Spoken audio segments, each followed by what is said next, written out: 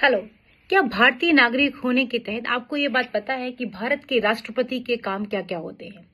पिछले वीडियो में मैंने आपके साथ डिस्कस किया था राष्ट्रपति पद के बारे में। आज के इस वीडियो में डिस्कस करेंगे राष्ट्रपति पद के काम क्या क्या है, कौन कौन सी शक्तियां हैं राष्ट्रपति के पास और ये क्या क्या काम कर सकते हैं।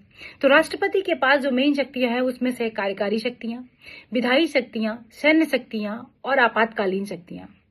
कुछ विशेष शक्तियां भी हैं, उनके बारे में भी डिस्कस करेंगे।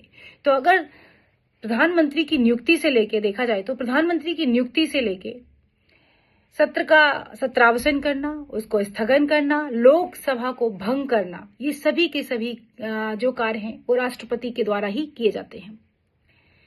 देश के प्रमुख लोगों की नियुक्ति जिसमें शामिल है, अगर मैं बात करूं जो कार्यकारी शक्तियां हैं उसमें प्रधानमंत्री और अन्य मंत्रियों की नियुक्ति होती है।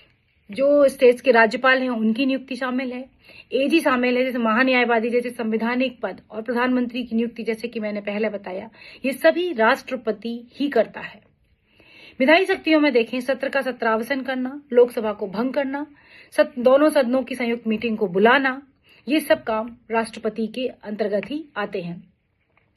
कोई भी कानून राष्ट्रपति के साइन के बाद ही कानून बनता है। वो लोकसभा और राज्यसभा से पारित होने के बाद जब राष्ट्रपति के पास आता है तभी वो, और अगर राष्ट्रपति उस पर अपना हस्ताक्षर कर देता है तो ये कानून बन जाता है।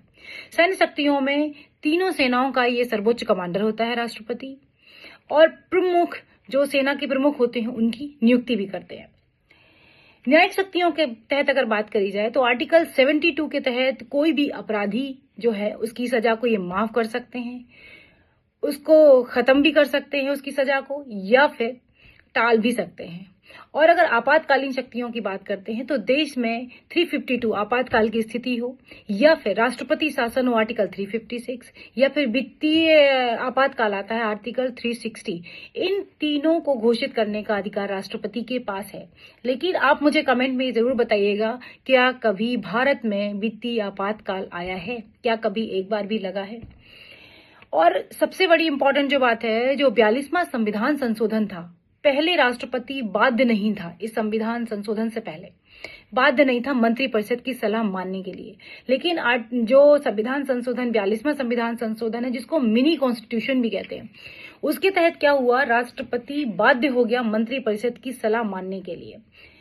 मंत्रिपरिषद की सलाह आर्टिकल 74 के तहत जो है वो मानना ही पड़ता है राष्ट्रपति को। तो ये कुछ इंपॉर्टेंट फैक्ट थे। आपको वीडियो अच्छा लगा हो तो प्लीज लाइक करना, शेयर करना, चैनल पर नए हैं तो सब्सक्राइब कीजिएगा। अगले वीडियो में फिर मिलेंगे। Bye bye.